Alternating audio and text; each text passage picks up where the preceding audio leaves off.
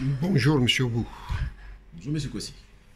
Vous êtes le président de la Côte d'Ivoire pour tous de la justice. Vous luttez pour le départ de M. Ouattara du pouvoir. Celui-ci vient d'annoncer qu'il ne se représente plus pour les élections pour un troisième mandat. Mais cependant, il s'apprête à retoucher la Constitution. Est-ce possible? Merci, Monsieur Kossi.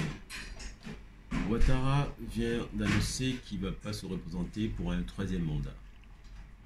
Donc la logique aurait voulu qu'il n'échange plus de constitution, qu'il ne toilette plus la constitution, puisque il feint de la respecter. C'est-à-dire que le fait de dire qu'il ne va plus se représenter, c'est aussi une autre manière de dire que pour une fois, depuis 92 qu'il est arrivé en Côte d'Ivoire, il va respecter un test national, donc le plus grand des tests d'un pays qui est la Constitution. Il va essayer de la respecter en ne se représentant pas. Bon, dans ces conditions-là, il n'y a pas lieu de la changer. Et là, actuellement, il est en train de changer les dispositions les plus importantes. C'est-à-dire que le vice-président qui devait être élu n'a plus élu, il va être nommé. Il y a un premier ministre qui, lui, va remplacer le président de la République. Il y a des institutions judiciaires qui changent. Il y en a d'autres qui prennent une importance par rapport à d'autres. La Cour de cassation devient une juridiction à valeur constitutionnelle. Donc, je me demande ce qui se passe avec les conseillers de Ouattara, les juristes qui sont avec Ouattara, parce que, sincèrement, quand on lit ce qu'ils sont en train de faire, ça n'a aucune logique, ça n'a aucun lien juridique, et il n'y a pas de suite qui garantisse en fait les intérêts d'un pays pour lui apporter une stabilité. La seule chose qui reste dans les cordes de Ouattara au jour d'aujourd'hui, c'est d'effectivement partir en préparant sa retraite et en faisant en sorte que la Constitution, qui est le test le plus important d'un pays, ne puisse pas être touchée à la veille des élections. La CEDEAO, dans son cadre juridique, dit qu'avant 6 mois, on ne peut pas changer les élections. Mais nous disons que la CEDEAO reste encore dans les compromissions.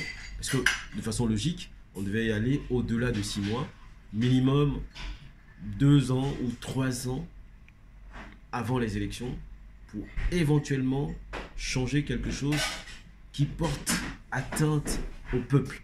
Et encore, pour pouvoir changer, c'est le peuple qui doit changer, dans le cadre d'un référendum. Donc on demande au peuple qu'on veut changer la Constitution dans le cadre d'un référendum pour pouvoir changer ça. Mais ce n'est pas le cas.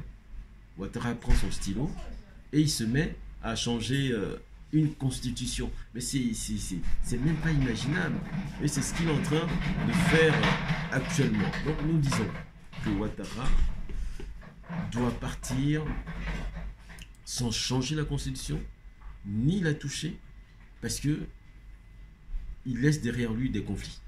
Alors que la constitution ne doit pas avoir en elle des germes confligènes. C'est-à-dire que la constitution, elle est faite pour tout le monde et elle va au-delà des partis, au-delà des personnes, et elle transcende toute la vie d'un pays et elle dure longtemps. C'est le cas par exemple de la constitution américaine qui est là depuis 200 ans, elle n'est pas touchée. Donc pourquoi nous serons obligés de toucher une constitution qui n'a rien demandé d'autre que d'être respectée? Donc la seule chose que nous demandons à Ouattara, c'est de respecter la constitution et de faire en sorte que cette constitution puisse être respectée par ceux qui vont venir, puisqu'elle a été votée avec une majorité écrasante. S'il va falloir la changer, il faut demander au peuple qui est garant de cette constitution pour pouvoir la changer. Donc il n'y est pas dans la corde de Ouattara de partir en changeant une constitution. Donc je demande aux Ivoiriens d'être vigilants, de se battre, de continuer le combat pour ne pas qu'on leur donne une constitution à laquelle ils n'ont pas participé. C'est ce qui est en train de se faire. Donc qu'ils soient vigilants, qu'ils se lèvent, qu'ils fassent en sorte que Ouattara ne puisse pas changer cette constitution. Donc je demande à chacun de poser un acte pour ne pas que cette constitution soit changée.